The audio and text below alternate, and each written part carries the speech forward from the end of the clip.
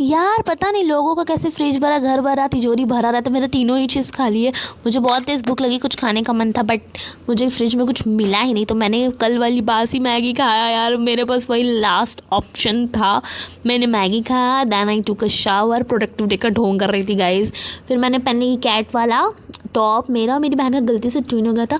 और मैं काफ़ी टाइम से सोच रही हूँ मैं ये ग्रीन आरो का ले लूँ माइक, इससे आपको मेरी वॉइस इंगेजिंग लगेगी और बहुत अच्छी। बट मेरा सोचा वो कहाँ पूरा होता है, जब मैं सोचूंगी लेने को तब मैं ले लूँगी। बाय गाइस, सब्सक्राइब कर देना और बहुत जल्द माइक आएगा मेरा।